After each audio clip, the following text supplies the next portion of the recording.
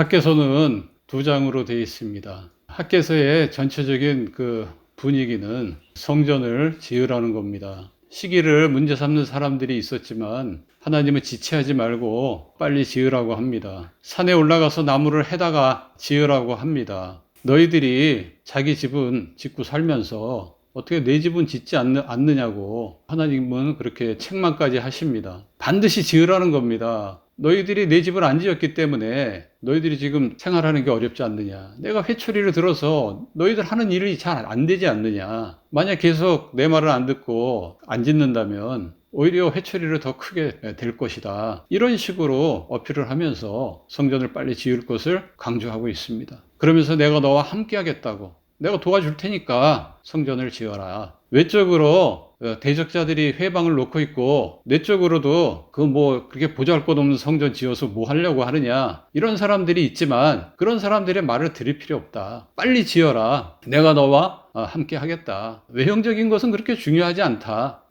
금이 다 내 것인데 나는 얼마든지 솔로몬이 그 금으로 지었던 것보다 더 화려하게 지을 수도 있다. 그러나 나는 그렇게 짓지 않겠다. 지을 필요가 없다. 그 이유는 두 가지다. 2장에서 그것을 설명해 주십니다. 그러면서 스룹바벨 보고 너는 내가 선택하고 세웠으니 이 성전 짓는 일을 속히 진행시키라고 이렇게 학개서를 마치게 됩니다. 하나님은 이스라엘 백성들이 성전 짓기를 바랬습니다. 포로에서 돌아와서 벌써 성전을 안 지은 지도 15년이 벌써 넘었습니다. 성전 지을 것을 굉장히 강조하고 있습니다. 하나님이 왜 이렇게 성전 짓는 것을 강조할까? 그것은 성전이 이스라엘에게 있어서 갖는 의미가 굉장히 크고 중요하기 때문에 그렇습니다. 성전의 전신인 성막이 출애굽기, 레위기, 민수기, 신명기에 보면 나오는데요. 거기 보면 성전이 갖는 의미 세 가지가 나옵니다. 첫 번째는 하나님의 함께 하심입니다. 하나님께서 거기에 함께 한다는 거죠. 내가 너희와 함께 하겠다. 사람들이 성전을 보면 하나님이 우리와 함께 하고 있구나. 저기 계시구나. 우리와 함께 하고 있구나. 이렇게 생각을 하게 되는 겁니다. 두 번째는 하나님이 통치한다란 뜻입니다. 그런 의미가 있습니다. 성전에 거하셔가지고 이스라엘을 통치하고 온 세상을 통치합니다. 무엇으로 통치하느냐? 말씀으로 통치합니다. 그래서 제사장들이 두루마리 성경으로 이스라엘 백성들을 가르쳐야 했습니다. 그게 신명기에 나옵니다. 그 다음에 세 번째 의미는 뭐냐? 하나님께서 말씀으로 통치를 하시는데 이스라엘 백성들이 죄를 지을 수 있잖아요.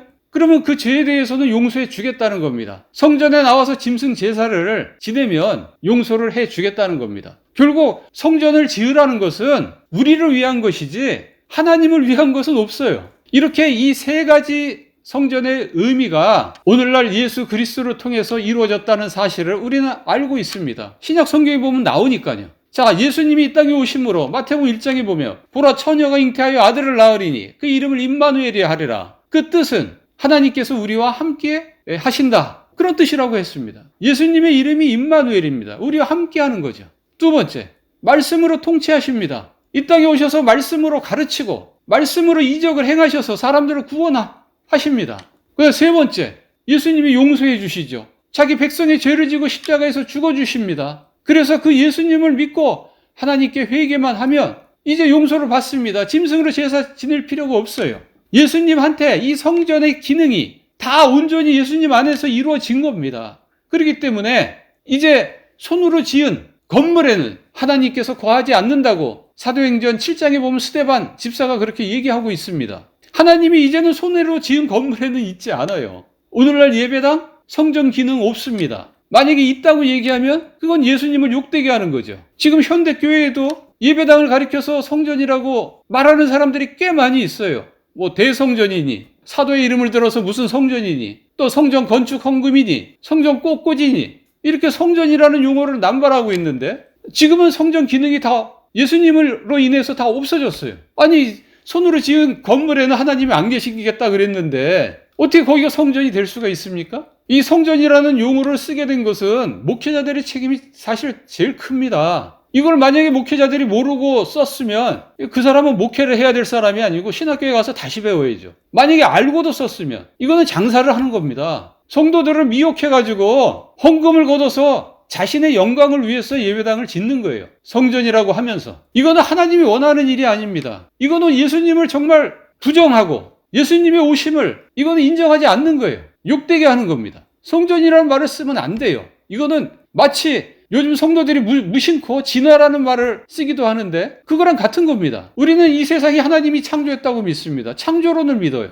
진화론을 믿지 않습니다. 언론에서는 진화라는 말을 많이 쓰죠. 예수님 믿는 사람들 진화라는 말 쓰면 안 됩니다. 그 정도로 이 성전이라는 말도 쓰면 안 되는 거예요. 지금은 예수님을 통해서 다 성취가 됐기 때문에 이제 성전 제사는 없어졌습니다. 하나님 거기 거하지도 않아요. 구약의 성전 기능은 다 없어졌어요. 이제는 예수님 안에서 우리가 하나님을 섬기게 되는 것입니다. 이게 신약 성경에서만 그렇게 얘기하는 게 아니라 지금 학계에서도 그렇게 얘기하고 있어요. 2장 초반에 보면은 특히 2장 7절에 보면 예수님께서 만국의 보배로 오실 거라고 예언되어 있습니다. 그 예수님이 오시면 그 위에 영광이 충만하게 임할 것이라고 예언되어 있어요. 이미 학계에서도 예수님이 오시면 성전 기능은 없어질 거라고 벌써 예언을 하고 있는데 성전이라는 용어를 쓴다는 것은 지금도 말이 안 되는 겁니다. 성전 기능이 없어질 것이기 때문에 나무로 지어도 초라하게 보잘것없이 지어도 괜찮다라고 말을 하는 거예요. 예수님을 통해서 이미 없어질 것이기 때문에 나중에 성전의 화려함이나 보잘것 없는 그런 초라함이나 이런 건 의미가 없습니다. 이제는 하나님이 화려하게 성전을 짓지 않는 이유가 두 가지 있다 그랬죠? 지금 금방 한 가지 얘기했고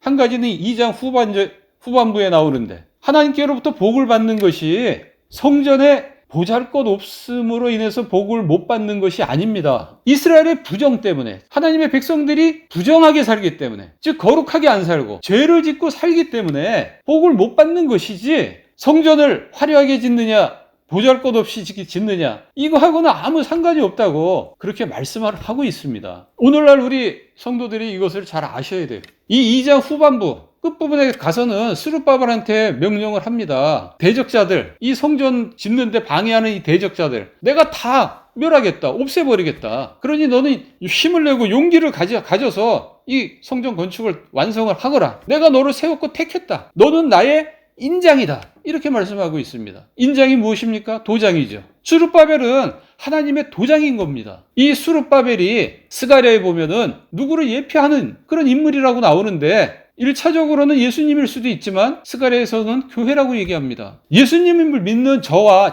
여러분이 바로 하나님의 도장인 거예요. 여러분 만약에 왕의 도장이 찍히면 어떻게 됩니까? 그거는 왕께서 시행을 하겠다는 거죠. 왕의 시행을 의미하는 거죠. 하나님의 도장이 찍히면 하나님이 하겠다는 겁니다. 하나님이 하시는 겁니다. 우리는 하나님의 도장이에요. 내가 하는 일이 하나님의 일이라는 겁니다. 하나님이 그렇게 인정을 하겠다는 거예요. 예수님을 믿으면 어떻게 됩니까? 성령님께서 내 안에 거하십니다. 그래서 나는 하나님의 성전이 됩니다. 이게 고린도전서 3장 16절에서 17절에 있는 말씀이죠. 하나님의 성전이 되어서 내가 하나님의 말씀을 다스림을 받습니다. 또한 내가 죄를 지으면 예수님을 믿고 회개하고 이러면 하나님이 또 용서해 주죠. 내가 성전이 되는 거예요. 내 안에 하나님이 있기 때문에 그분의 말씀에 내가 통치를 받는다면 나는 하나님처럼 살 수 있는 겁니다. 내가 하나님의 일을 할 수 있는 거예요. 그렇기 때문에 나를 하나님의 도장이라고 그렇게 말씀해 주는 겁니다. 여러분 사회에서는 인정을 못 받고 있습니까? 직장에서 학교에서 월급도 많이 못 받고 있습니까? 세상 사람들이 오히려 무시합니까? 그러나 하나님은 그렇지 않습니다. 하나님은 나를 굉장히 높게 봐요. 자신의 도장이라잖아요. 여러분 왕의 도장이 가치가 없는 겁니까? 굉장히 귀한 거죠. 나는 그렇게 하나님의 귀한 존재예요. 자존감을 가져도 됩니다. 세상 사람들은 나름 별별로 없고 우습게 여길지 모르지만 하나님께서 나한테 어마어마한 소명을 주신 거예요. 하나님의 일을 하는 그런 사람으로 세웠다는 겁니다. 여러분 이 하나님의 도장은요 내가 죽어서 주님 앞에 가기 전까지는 계속 도장으로 남는 거예요. 도장으로서의 삶을 내가 살아야 되는 겁니다. 노인이라고 해서 시간이나 때우고 그냥 어떻게 건강하게 살다가 주님 앞에 가야지 이런 생각을 가지시면 안 됩니다. 요엘서 2장에 보면 마지막 때에 성령이 임하게 되는데 성령이 임하면 노인들이 꿈을 꾼다고 돼 있어요. 비전을 갖게 된다 이 말입니다. 인생의 거의 끝자락인데 하나님을 위해서 무엇인가 해야 되겠다는 생각을 갖게 된다는 겁니다. 여러분 이 세대를 위해서 다음 세대를 위해서 하나님을 대신해서 할 수 있는 일이 있습니다. 그것이 무슨 일인지 모르면 하나님께 물어야죠. 말씀을 통해서 배워야죠. 세월을 아끼라고 되어 있습니다. 우리가 하나님의 도장이라는 것을 잊지 마셔야 됩니다. 스룹바벨은 결국 이 성전을 완성합니다. 모든 사람들의 주변에 방해에도 불구하고 외부와 내부의 회방과 방해에도 불구하고 결국 성전을 완성시킵니다. 하나님이 기뻐하고 하나님이 영광받는 일이라고 학개서 1장에 나와요. 우리는 하나님의 도장으로서 하나님이 기뻐하고 하나님께 영광이 되는 그런 삶을 우리가 살아야 됩니다. 그래야 도장으로서의 가치가 있어요. 아무 일도 안 하고 내 마음대로 살고 내 기분대로 살고 내 감정대로 살고 주를 위해서 하고 싶으면 하고 하기 싫으면 안 하고 이러면 하나님의 도장으로서 역할을 못하는 거죠. 이게 학개서의 메시지입니다. 잊지 마시기 바랍니다.